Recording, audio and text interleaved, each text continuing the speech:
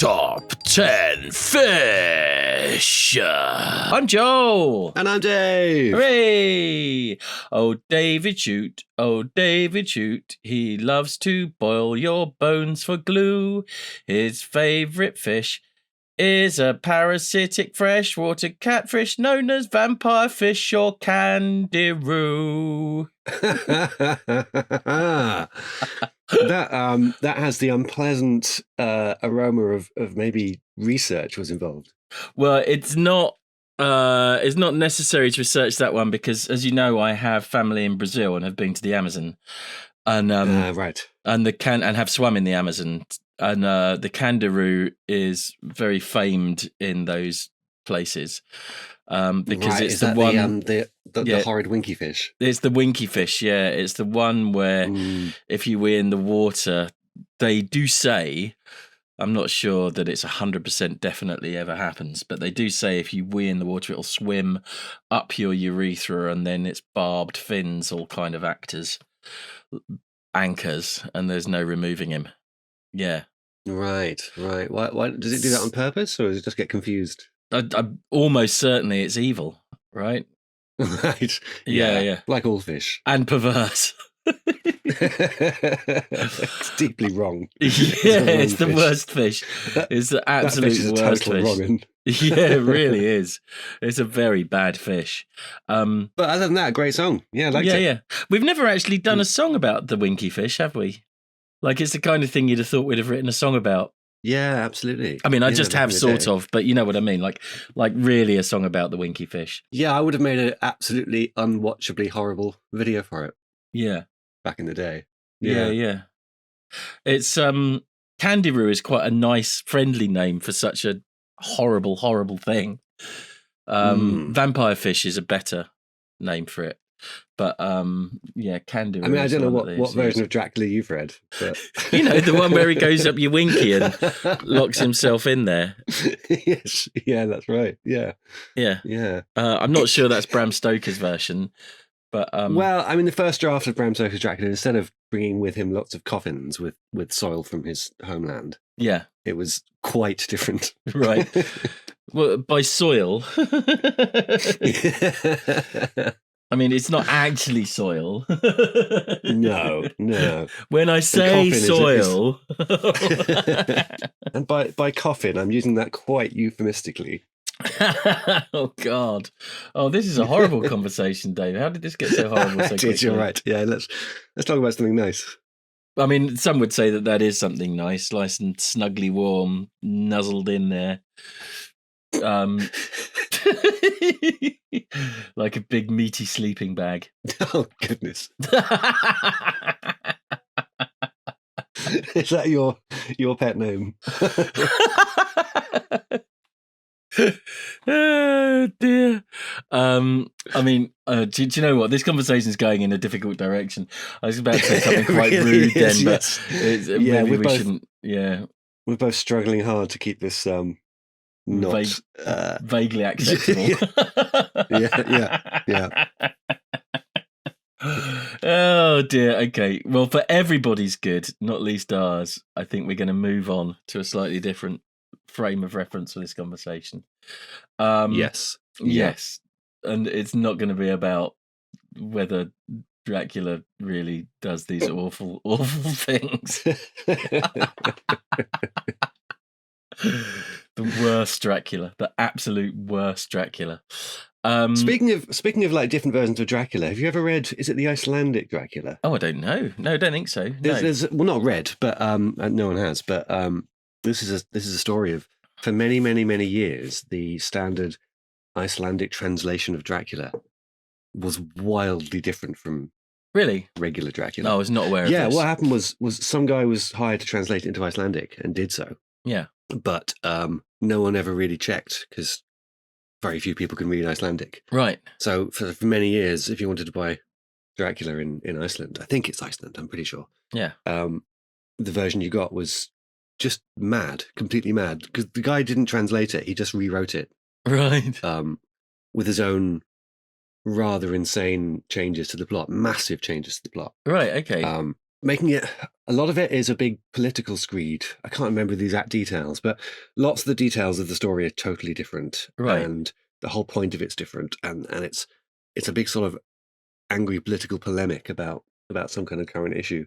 But no one really realized for ages because there are so few Icelandic speakers. And Oh, cool.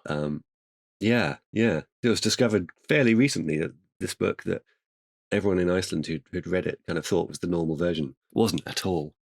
Ah. Well, that's great. Well done, him. I wish I could remember exactly what the changes were because they were quite insane. I seem to recall. Maybe I'll Google it. Yeah, maybe look it up for next week. Yeah. So, actually, that reminds me of googling things in between episodes. Some weeks ago, we were talking about the vegetable swedes, and we were debating whether they were named after the country of Sweden or not. Yes, we were. That's correct. And it turns out that yes, they were. Yeah, in the UK, we first got Swedes via Sweden, and they were known as Swedish turnips, which eventually got shortened just to Swedes. Amazing. So that's the reason. Yes. Amazing. So, on a different subject from Swedes, I'm slightly torn here, Dave. I'm going to ask you for some guidance here on which direction we should go.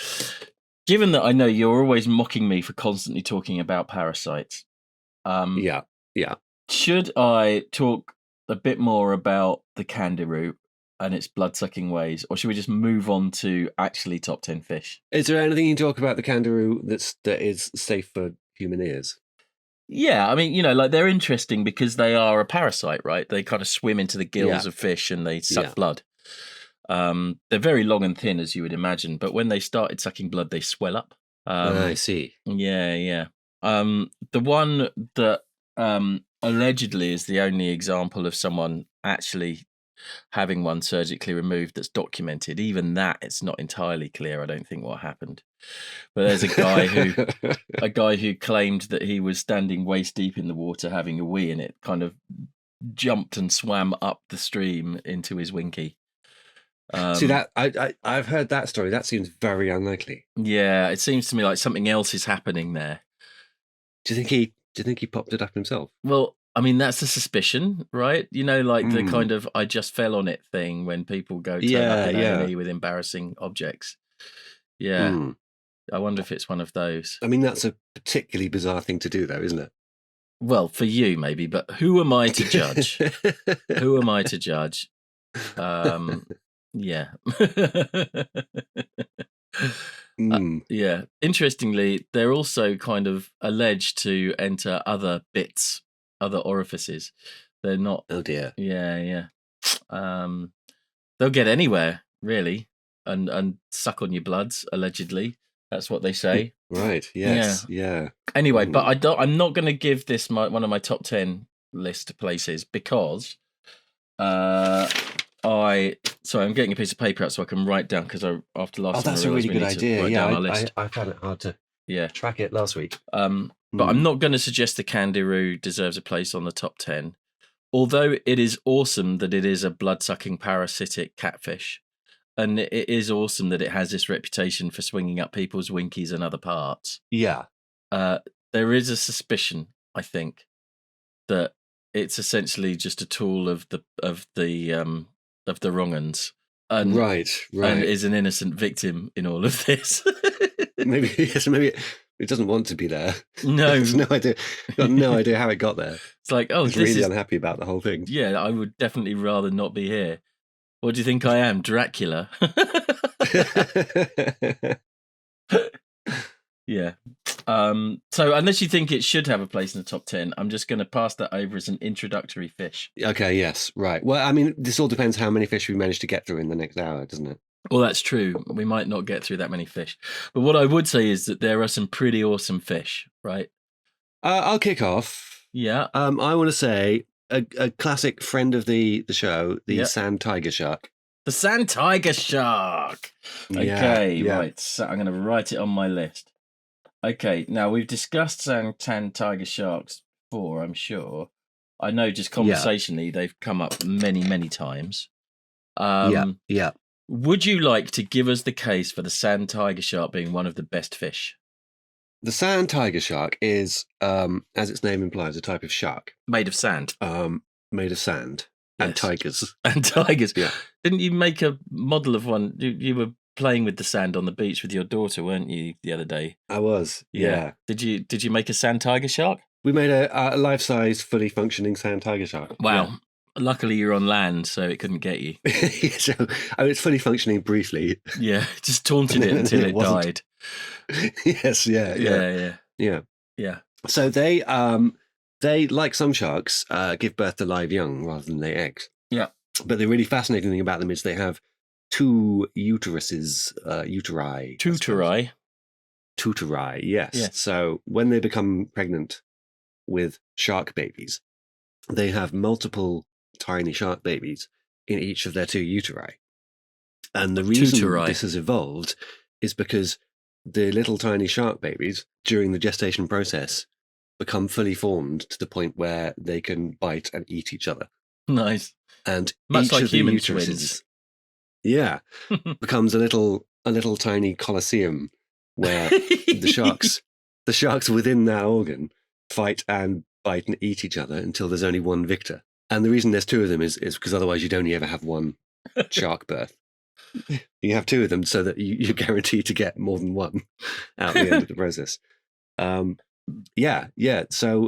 when they finally give birth to their little shark babies, they're battle hardened and already murderous.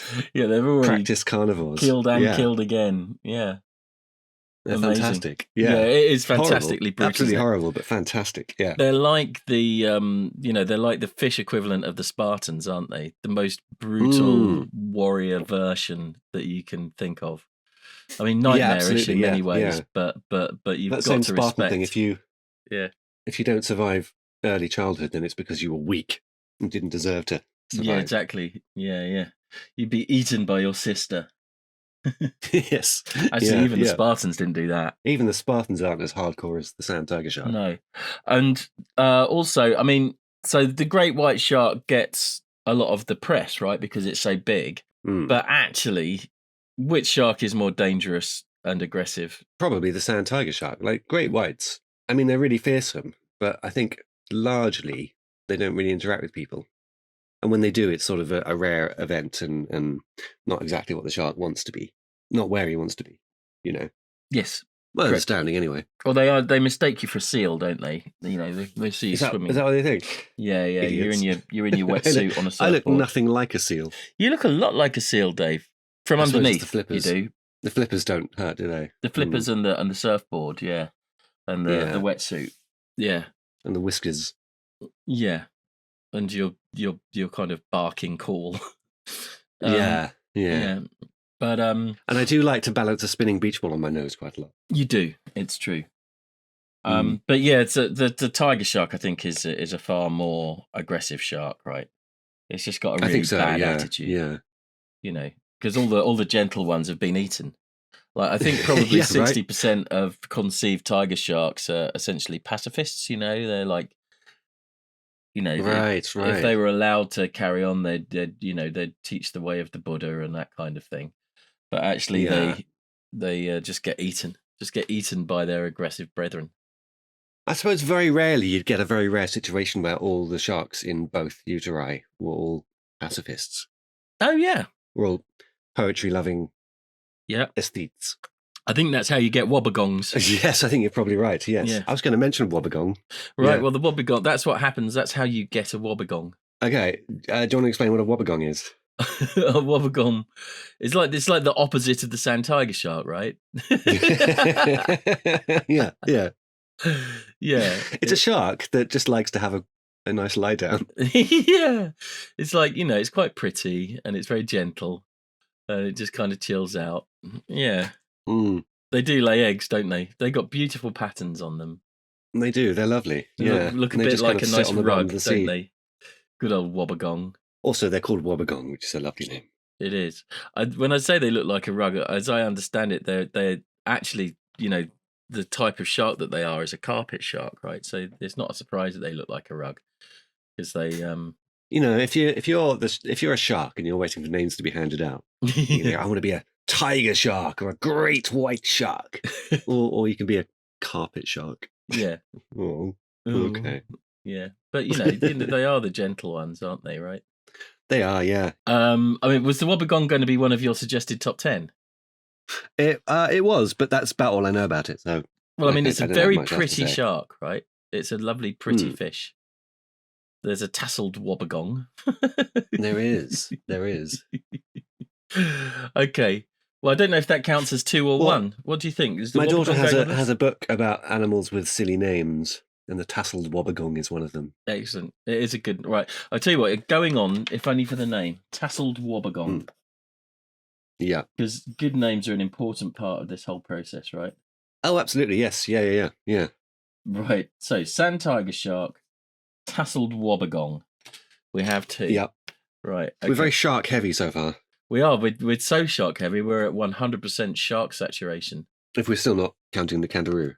No, as discussed, I think the kangaroo, there's a suspicion that it's just an innocent victim in the whole sordid affair, right? Yes, yeah, right. Yeah. Okay, so do you have a suggestion for a fish? I do. It's a fish that I'm willing to bet most people haven't heard of. And it's called the red-lipped batfish. Okay, right. Now, I do know what this looks like because you might have texted me a picture of one earlier today. Yes, I did. That is the only reason I know what it looks like. Would you like to describe? Yeah, I wanted to prep you fish? about a couple of these fish I want to talk about that probably most people don't know. The red-lipped batfish. Okay, let's see. So if you're looking at the red-lipped batfish, imagine you are looking at a very, very disapproving... Imagine you've just said something awful in front of a very old, very disapproving woman. Right, and she's scowling at you with like a look that feels like it should just kind of melt you into a pool. Yeah. But she's wearing the most incredibly bright red lipstick on her scowling face. Yeah. And then she's a very wizened old lady, but she still makes an effort with the makeup. And then imagine her face is her entire body. That's it. It's just a face, and she's got 2 stupid little spindly legs sticking out the bottom of her chin and 2 little arms kind of dangling from her cheeks, and you've got the red-lipped batfish. Perfect. I think I've done an all right job there, right? That's basically what the batfish is like. Yeah. Yeah, I think exactly that. Yeah, there's something like weirdly octopusy about the texture of it, right? Yes, there is. Yeah. I guess that's just a camouflage thing, I suppose. I guess it's not kind of silvery and scaly, is it? It's kind of, like got an octopusy skin feel with little lumps on and stuff. Yeah. So, from the picture you sent me, I assume these are the kind of fish that sort of use their flippers to walk along the bottom of the sea. Yeah, they just kind of walk along the bottom, grumbling about how awful everything is these days, disapproving of things. Yeah, as they go. See a snail and kind of go, "Oh God." Oh, look at an octopus and go, "You, eh? Ooh. Oh my God!" Oh. No, deeply unpopular fish. Yeah. It's right. Never a good thing to say about anyone. No, always kind of engaging in kind of really boring but also malicious gossip. So, right. What do they do that makes them awesome? What justifies their place in the top 10? They look amazing. I'm doing this purely on looks, right? Because they're miserable, horrible little, incredibly bright lipstick wearing, grumpy old ladyfish that just walk along the bottom with their stupid legs. That's my whole thing with them. It's about the lips. Yeah. It is about the lips, isn't it? It is all about I mean, it is a hunter, and it's got a knobble on its head that it uses to lure in prey, and it kind of emits a kind of seductive chemical. But I'm kind of really yeah. I'm choosing to I'm choosing to assume this is like an old lady who wears extremely strong perfume.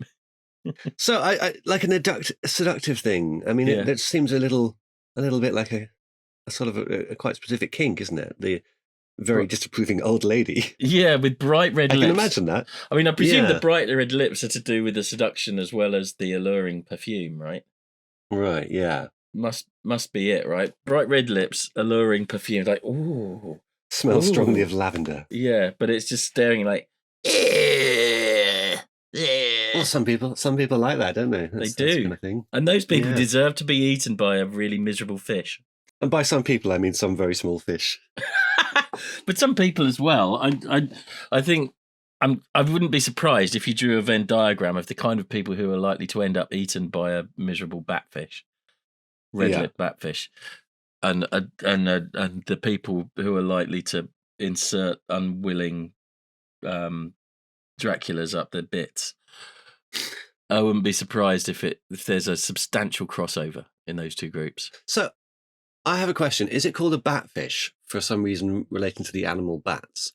Or is it called a batfish because of bat being a term you can use to describe a horrid old lady? Oh, I think it's because of the animal. If you look at it from above, like its arms are actually fins, and they kind of come out and down in a way that's vaguely reminiscent of the way that a bat's kind of wingy front arms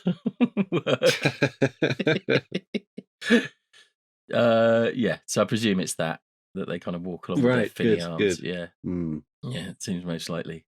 But I mean, do you think you'd fall for that? Like, you see the bright red seductive lips painted with tarty lipstick, smell the overwhelming perfume of lavender, and find yourself just kind of in a daze wandering into its deadly embrace while it tuts at you and kind of chides you for, having no respect. Haircut, that kind of thing. Yeah.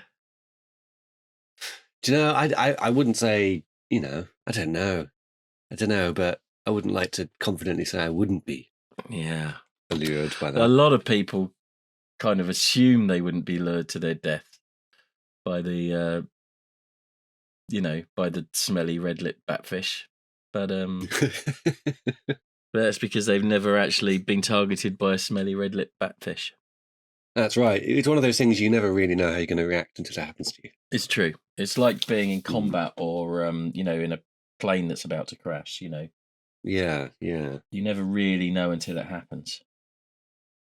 Yeah. Okay. Well, I'm going to pop it on the list, and then maybe we should move on, because I feel like we now understand the nature of the red-lipped batfish, right? Yeah, it's horrid nature. It's horrid nature. Yeah. Right. Do you have another suggestion for us, Dave? I was going to suggest the stonefish. Oh, the stonefish. That's a good fish, isn't it? Well, by good, I mean bad. But Yes. We've got a lot of actually quite negative fish here, haven't we? Yeah, we need to think up some nice fish after this. But he's a great fish. So before you get started, he's basically. Sorry, before you get started, am I right in thinking, from memory, as I recall, back in the old days, like 30, 40 years ago, we as a nation used to watch two Australian soap operas, one of which was called Neighbours and one of which was called Home and Away. And on one of them, I think Home and Away, there was a character called Stonefish, wasn't there? It was Neighbours, and there was. Yeah. There was a character called Stonefish who was a sort of... I think he started out as sort of the kind of school bully character. Yeah, he did, yeah. Got a bit more depth later on. Yeah. But his younger brother was Toadfish. Who was the kind of wheeler-dealer spiv kid. Who I think is still in Toady. That was that, wasn't it? I think he's like one of the longest-serving cast members on Neighbours. Right. Toadfish. Okay. Nice. Toady. Yeah, I've caught some toadfish, but that's a different story because we're here to talk about stonies, right? Yeah. Right, go for it, Dave. Sorry, I just wanted to get that in there. So the stonefish is a very, very unattractive looking fish. It looks like a sort of knobbly rock with sort of spiky bits on it. And its main claim to fame is that main claim to fame is a good series of words. It is, isn't it? Yeah. Is that it's extremely venomous, and people treading on it is quite bad for them.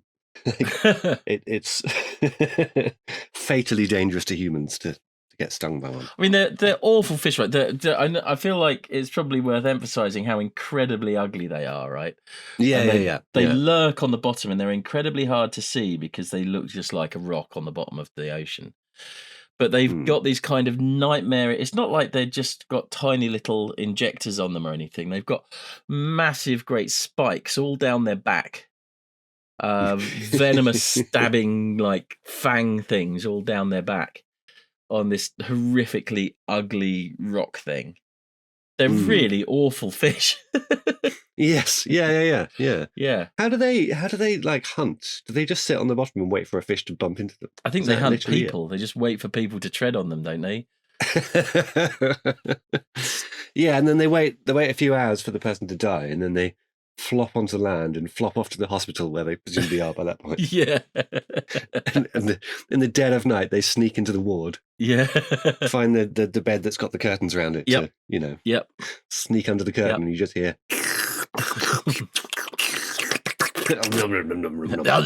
They do look like they're going because they've got that big kind of because they're bottom feeders, right? They've got one of those faces that rotates up, so they've got their chin kind of comes out. It looks like yeah.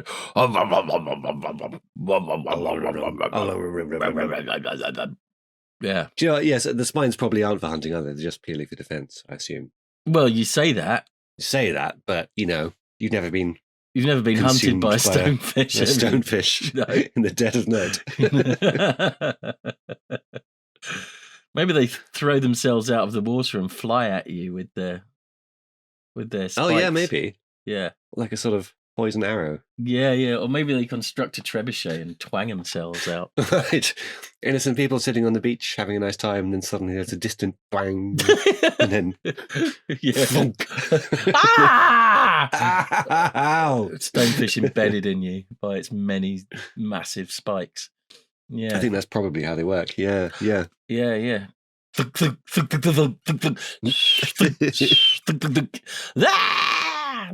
People run around screaming as they rain from the skies.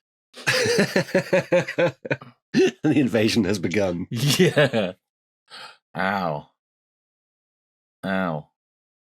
So, do you know anything more about what it's like to be stung by a stonefish? I know it's intensely painful. Yeah. That's about it, really. It's intensely painful and can kill you. Oh, it can kill you. It'll kill you. Yeah. Great.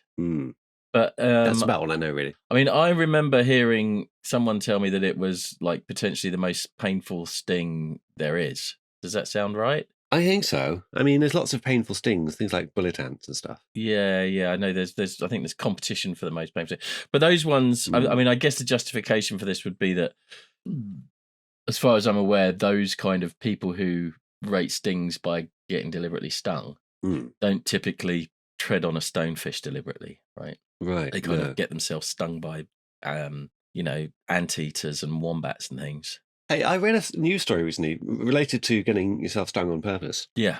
There's this chap who, I think he's in America, who has spent years deliberately getting himself bitten by venomous snakes. Oh, I saw that. Yeah, now he's immune to snakes. He's being studied by researchers who are hoping to extract a sort of all-purpose antivenom. Yeah. His own antibodies have like adapted to resist so many different types of snake venom. Amazing. And it's a real problem with snake antivenom because you have to identify what it is that's bitten you because different venoms require very different antivenoms. Yeah. But yeah, the idea that you could just have one universal antivenom by extracting the blood of this idiot, presumably superhero at this point. This completely insane man. But he's not like I don't think he's a snake researcher. He's just like he's like an engineer somewhere or like a construction worker or something like that. Like some kind of what they not snake-related job. This deliberately getting bitten by every snake on Earth is like a variation of the same mindset that ends up with a Dracula up your winky or eaten by a batfish, right? Yeah, right. Yeah. Yeah. Yeah. It's only a matter of time. Yeah. I'd be deeply suspicious about what kind of reward he's getting in his deep subconscious. Anyway. Yeah. Well, I was inspired by his work, so I've set my life's mission to be constricted by every type of constrictor snake. in the hopes that my body will develop an antibody against being crushed. Right. I think it's going to be a goer. Nice. Well, that's good, isn't it? I'm starting off with anaconda. Right. Yeah, that's not how anacondas work. This one is. Right. Okay. I've had to train him. Okay. Good. You train him to do anything else? He can ride a bike, which is quite impressive for a massive snake. Yeah. Okay. Well, that's good. Yeah, that's about it, really. Good. Okay. Constrict and ride a bike. Those are the two goals. You know what you should train it to do? What? I'm going somewhere with this. See how long it takes you to work it out. Mm-hmm. You should train it to do kind of formal ballroom dancing. You know, like foxtrot and stuff. Okay. Right. And then you could enter that TV dancing competition, couldn't you? Right. Constrictly come dancing. Oh, constrictly, right? Yeah. Yes. Yeah. Got there. Sorry, I thought you would have got there Yeah. before me. Yeah, never mind. Okay. Mm. Yeah. No, very good. Well done. I should have just Well pushed done. through. Sorry. Yeah. Yeah. Okay. Time for another fish, I think. Wouldn't you say? Okay. Yes. I would say yes. Yeah. Okay. So I mean, this is actually not entirely dissimilar to the stonefish in some ways, but not as bad for people. I'm gonna talk about the white margin stargazer. Oh, hang on, I've got to put stonefish on my list of fish. Right. Oh yeah. So presumably most people haven't heard of the white margin stargazer. The white margined stargazer. Yeah, white margin White stargazer. margin. So can I have a guess at what it looks like? Yeah, go for it. I'm going to guess it's a fish with a sort of white frill around the edge of it. Yeah. And its eyes on the top of his head looking straight up. That's my guess. I mean, that's kind of not bad.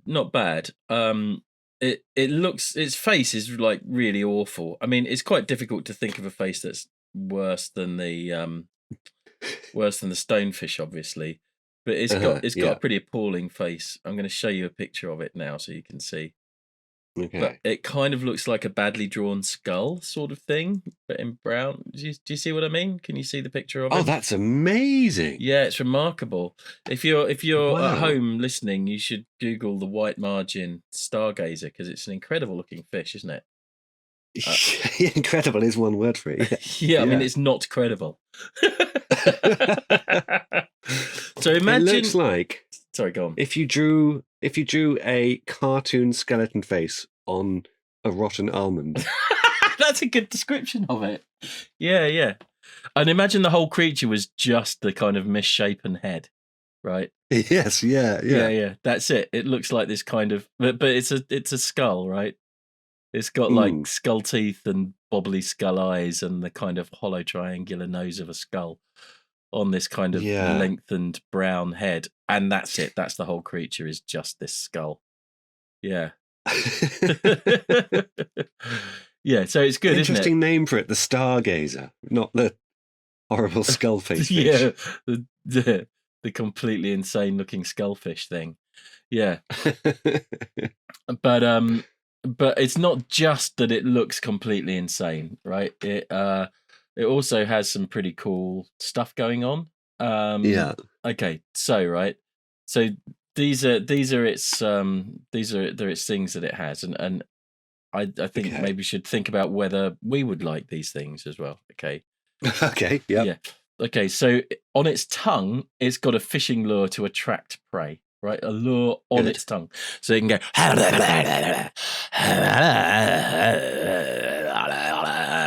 like wave its tongue around at things, and they'll see its tongue go ooh, and come on in, so it can chomp them, which is pretty good, right? Wow. Yeah. Do things like chomp its tongue and then it retracts its tongue and eats them? I presume so. Yeah, I presume so. Or does he just slowly reel the tongue in? To its Do you know what? I don't know. That's a really good question. I never thought to check that. I'm going to have to find some video of one eating now. Okay, but I'll do that after. Yeah. But right, it lures you in with its alluring tongue. Yeah. And then on each shoulder blade, it has a venomous spine. Wait, where? Well, I guess its shoulders. I guess its shoulders are by its eyes, right? Where its ears should be. So I guess I guess you should say it's got venomous spines on its ears, really, given the shape of the fish, right? Mm. Yeah. So It's got a venomous I spine. mean, it's all head is the thing. It's all head. Yeah, so venomous spine on each of its ears. Yeah. So you lure it in, chomp it, stab it on each side with your ear stabbers, and inject your poison. But even then, that's not quite finished at that point. Yeah. Because just to kind of finish the job, it's like, so picture it, right? It's lured you in with its beautiful tongue. Right? Mm-hmm. You got, ooh, and it's chomped you and it's stabbed you twice with its venom ears. And the fangs are there pumping the venom in while it's chomping you. And then it's got like a taser in its face. It zaps you. It zaps you with its electric face taser. I mean, this is amazing. It's like the final boss in a video game, right? It is amazing, isn't it? Yeah. What a fantastic fish. So you see why I feel like that, even though nobody's heard of it, I feel like it has really earned its place in the top 10, right? Yeah, I mean, and it is quite startlingly ugly as well. It really is. Like, it's incredibly ugly. It buries itself under the sand, so all you can see is the kind of face bit rather than the top of its head skull thing. Right. But, so if you're ever swimming about and you see a demonic skull face peering up at you from the sand, yeah, steer clear, dude. Steer clear. Oh wow! No matter how enticing the little tongue thing looks. Yeah. Sorry, I forgot to mention as well. Right, it can lunge at you, right? And oh god, yeah, oh god, yeah. And its lunge is so fast it creates a vacuum, and it kind of sucks you into its face as well. Goes, Bwah! Oh wow! And so it doesn't have to pounce on you. It kind of like there's more than one fish that does that, actually, isn't there? But yeah, it kind of sucks you in by opening its mouth so fast that it kind of hoovers you into its face. It's the ultimate killing machine. Yeah. Wow. Okay, so what do you think? That would make an excellent horror movie monster, wouldn't it? It would, yeah. What do you think happens if you tread on the Stargazer? It probably goes, ow! I'm going to sting you with my ear stingers. Yeah, no, that's right. Like that. It hurts you quite badly and sometimes you die. Yeah. I don't think it's quite as brutal as the stonefish on that, but it can dead you right up. I don't like it. You don't like it? I don't like it. It's horrid. Do you want to see its tongue? I'm going to send you a picture of its tongue. Hang on. But look, it's kind of like a... Oh, goodness. That is just... It's amazing, isn't it? It just sits there with its face, its horrible skull face sticking out of the sand. And it just looks like a bit of... So there's a picture of it buried, but with its tongue poked out. Yeah. And buried, it just looks like there's a plane of sand. Yeah. And in slightly lighter sand, someone sort of drawn a mural of a skull. Yeah. What it looks like. It does, doesn't it? With a little wiggly tongue thing poking out. Yeah, go. And if you go too close to the tongue, like, oh, that looks like a tasty worm, it'll lunge, suck you in, stab you with 2 venomous stabbers, and electric shock you all at the same time. Yeah, it'll vacuum punch you while stabbing you with its deadly stingers. Yeah. And also, it's got some quite horrid teeth as well. So it has. Yeah, I think that's going to be a nasty bite, isn't it? Yeah, it'll shred the flesh from your bones for sure. And it just seems like overkill. What does it eat? Like rhinoceroses? It's the only fish that has evolved to eat rhinoceroses. Absolutely, yes. Yeah, on the African plains, you hear a very distant bang.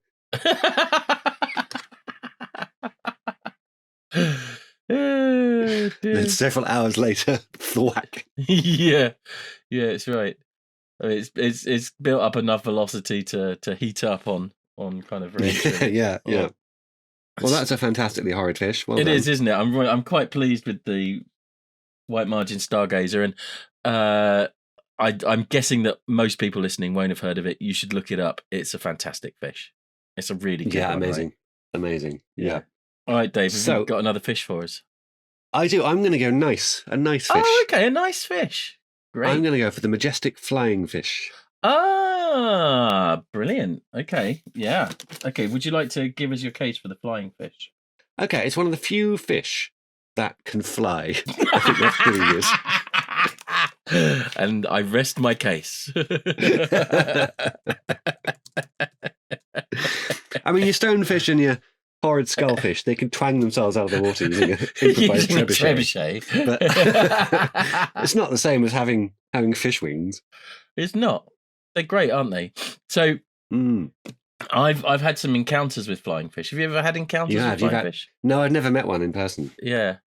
So I've probably mentioned this, but I spent a month on a yacht at the top end of Australia many years ago, at the tail end of last century. And every now and again, flying fish would, you'd encounter shoal of flying fish, and they would kind of fly, but land on the back of the boat. They'd land in the tender in the little yacht on the back of the boat. So we got quite a lot of flying fish just kind of landed on the boat. Remarkable behaviour. Why do they leap out? Is it to grab seagulls out of the air? See how they like it. To intercept bombers on their way in. Right. Yeah. Right. Yeah. Well, I always assumed it was to do with escaping predators. No, that would make sense. I suppose. I'm not 100% sure that's right, but that's what I thought. Yeah. So if you startle them, I thought they went and did it. There may well be other reasons why they do it as well. Right. Just to show off. Yeah. Maybe they just like it. Maybe they just like it. Yeah. Like the feeling of the wind rushing through their scales. Yeah. But they are really they're really impressive things. They do fly for quite a long way, Yeah. Like a single flying fish can stay aloft for about 12 hours. Yeah, they can beat the albatross, can't they? They can, yeah, they do. They gang up on him. Yeah, give him a thorough beating. By stay aloft, you mean they can just kind of hijack the albatross and then make it? Well, if they manage to jump out of the water high enough and land on the back of an albatross who's just gliding around, they can just sit there happily for hours. Yeah, for months actually. Yeah. Yes. Yeah. Catching some rays. Yeah. Not fish rays. No, that's a different kind of ray, isn't it? Sun rays. The albatross is probably quite up for catching some rays. Yeah, probably. Yeah. And they're quite attractive fish too. They're all shiny and glittery and quite pretty. They are. They're a pretty fish. They are. So much so that even though we were on a yacht and we were fishing for food because we didn't have a functioning fridge and it was very hot, so food didn't keep, so we were fishing. I still didn't eat the flying fish because they were so pretty. I was like, I don't really want to eat you. Just throw you back. Yeah. Right. Oh. Can you eat them? Are they tasty? I presume so. You can eat most fish, can't you? They are. Yeah. Yeah. You can eat the horrible skullfish. Well, you can, but it'll eat you first. Yeah, it's a tense battle. Yeah. Okay. Well, should we move on from the flying fish? Okay. Yeah. I mean, he was good. He was a good fish. Nice to have a gentle moment in this kind of cavalcade of awful fish. Yes. Yeah. I feel like I'm gonna. Okay, look. There's a couple more to mention. Some of which are a bit more familiar, and some of which aren't. And at some point, you've got to draw the line and say, I'm going to stick to the number I'm allowed to talk about. But I do want to talk about one which most people have probably seen, but isn't hugely famous, which is the barrel fish, which is the little guy with the see-through window head. Sorry, not barrel eye. Sorry, barrel eye, not barrel fish. Barrel eye. Yeah, barrel eye fish. Yeah. Yeah, they've got a window. Yeah. One of the few animals with a window. Yeah, that's right. So his eyeballs are actually inside his head, not outside. Mm-hmm. And his head is transparent, and his eyes kind of look up through his transparent head to see the waters above him, and they can swivel around in there. Why on earth it's decided to do this is another matter entirely. It's so strange. Yeah. Yeah. Have you ever seen pictures of the movie Alien, the early kind of concept designs and Yeah, for the Alien? yeah, I have, yeah. And in an early version of that, instead of having like a featureless black head, it was transparent and you could see what looks like a human skull inside a transparent carapace. Ah. That's what this fish reminds me of a lot. Right, yeah. I wonder if that was an inspiration for the early designs. Well, the thing is, this fish is quite newly discovered because I remember it being discovered. Oh, really? Yeah, it was in the early 2000s. And they're like, wow, we've discovered this mental fish. That's how fishologists talk. That was the paper that was published in the scientific journals. Wow, we've discovered this mental fish. Discovered this mental fish. Yeah. Yeah, and then the text of it was, guys, look at this, guys. Look at this. Amazing. This fish has got a window in its head. That's mental. Yeah, and I've got very little else to say about it. I'm not sure that we know that much about it. Right. It's just a fish, and it's got a window in its head. Is this you talking, or is this still the scientific paper? No, this is both, actually. I'm just quoting. I'm literally just quoting the scientific paper as my description of the fish. Yeah, including that bit. But yeah, no, it's completely mental, and that's it. I don't have anything else, I'm afraid. It's just the most bonkers fish with this window. Yeah, no, that's good. I think it's bonkers enough to justify a place in the top 10, isn't it? Yeah, I think so. Okay, well done, Barrelite. We'll move on quickly from you because I've got nothing else to say. But he's a great fish. Okay, I'm going to go for one. I'm sorry if you're thinking of this one too, because it's a fish we both love. That's fine. Is the giant oarfish. Yeah, I mean, it has to be in the top 10, right? You can't have a top 10 fish without the giant oarfish. Yeah. The giant oarfish is a fantastic fish. Would you like to tell us about the giant oarfish? Yeah, it's also known as the king of herring. Yes, which is an amazing title. So it's definitely not a herring, though. It's not in any way a herring, no. But it is the king of them. Mm-hmm. So it's huge. It's incredibly long. Like I want to say something like 20 feet long. Right. I mean, I could definitely believe that. It's massive. It's very, very long. It looks kind of like a giant eel, but it's a fish. Yeah. And its head has got these two very long, sticky out. Looks like kind of antenna that sort of trail behind it. Yeah. And it's just an amazing fish. It looks beautiful, and they're quite rare to find alive. I think most of them we found tend to have washed up dead. Yes, because I think they swim quite deep. Yes, but there's occasional video of someone seeing one under the water.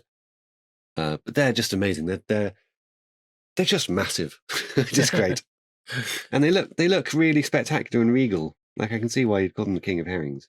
And also, we made a song about them once years ago. We did. I suspect that the king of herring things, I mean, this is me remembering stuff from years ago, but I think the king of herring things might have been something to do with like folk tales of herring following them around and stuff. Right, yeah. I mean, that might not be folk tales. It might be an observation from fishermen, right? Following them around, trying to get autographs, that sort of thing. Yeah. But if I remember rightly, I think there's a suspicion that oarfish washing up at sea might be the origin of loads of the sea serpent stories that are prevalent. I can believe that. I can totally believe that. Yeah. Because they do. I mean, they are a long, bony fish, but they look very much like a sea serpent, right? A giant.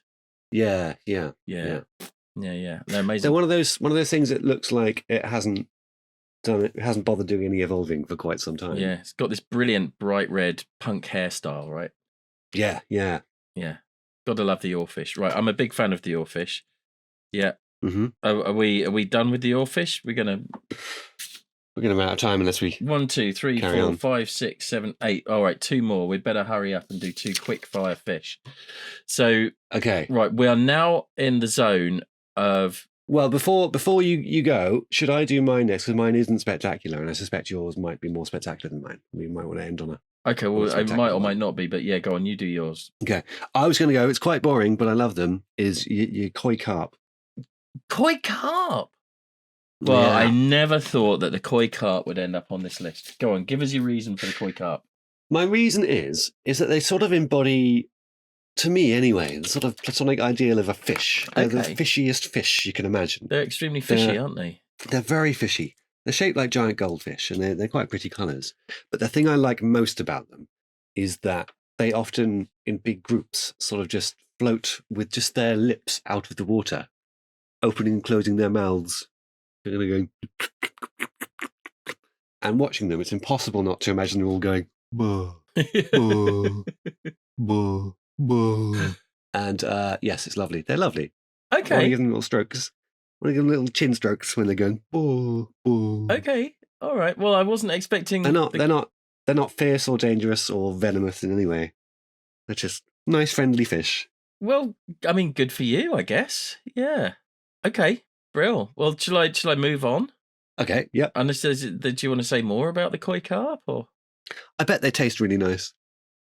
do you know what? I'm not sure they do. I think they probably taste quite muddy. Carp is a famously muddy tasting fish, isn't it? Well, it depends how much you like mud. Well, that's true, I suppose. Yeah. I love mud. Okay, right. I'm going to bring us to an end.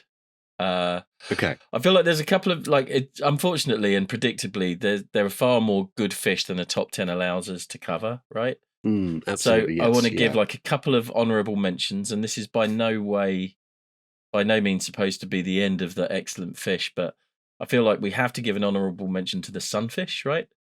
Okay, yes. The largest he is of the the bony worst fish. Yeah. Gigantic, round, flat. If it was a bottom 10 fish, I would easily. Do you really think he's that bad, despite being the biggest?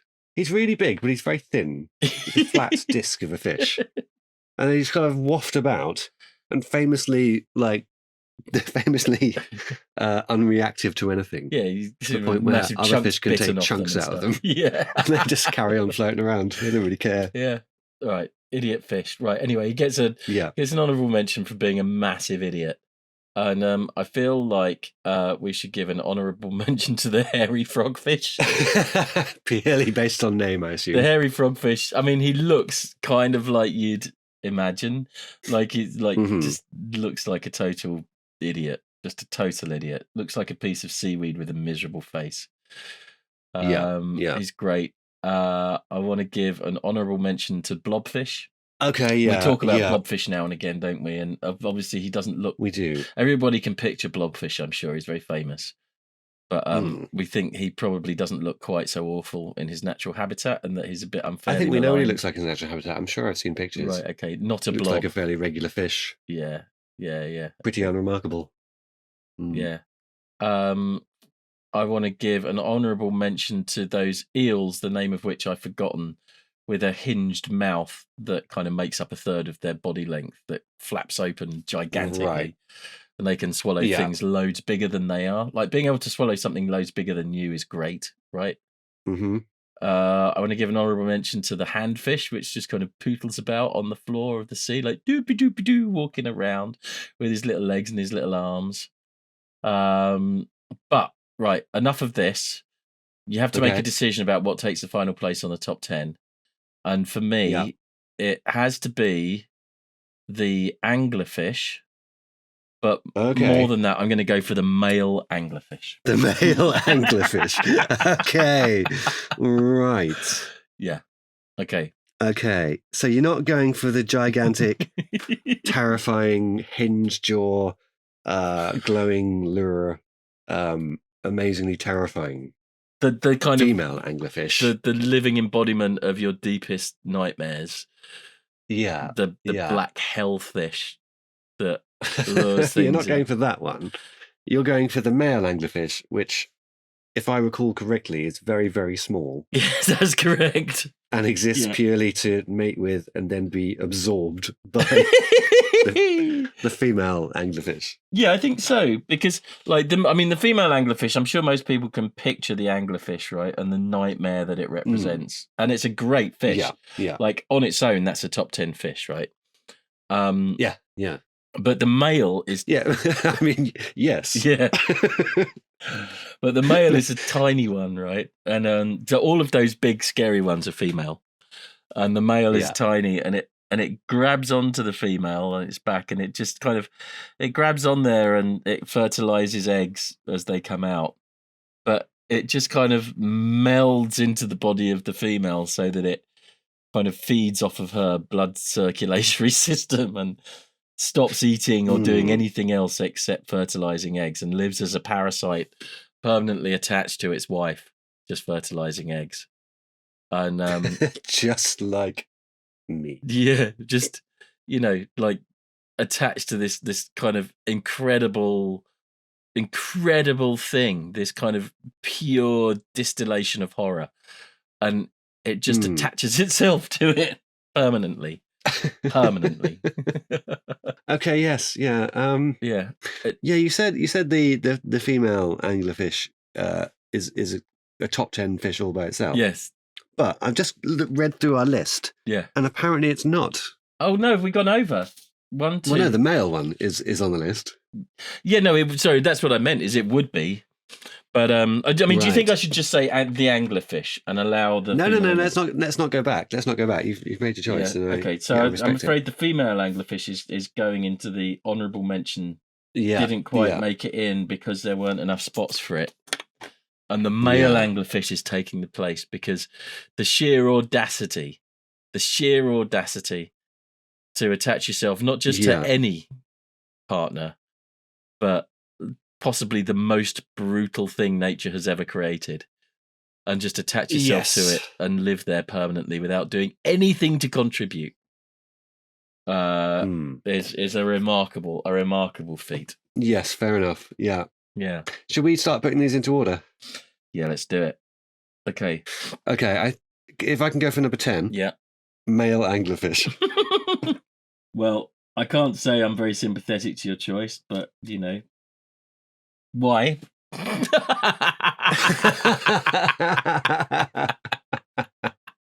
Because it's not even the best anglerfish. It's by miles the worst anglerfish. By miles the worst. Okay. Yeah. I'm sorry, but my kind of slap back at you, I'm afraid, is that number 9 I'm going to have to put the koi carp. Sorry. Yeah, fair enough. Yeah. And my argument for that is that it's the most fishy of fish. Okay, it's the platonic ideal of the fish, I think, is a fair point, actually. Yeah, yeah. If there is a form out there in platonic space, then it looks like a koi carp, I suspect. I think so. I think you're right. Yeah. I might have to go for the horrible red-lipped thing. Right, the miserable old 8. ladyfish. Yeah. Yeah. The just because it's red-lipped batfish at number 8. Batfish, that's it, yes.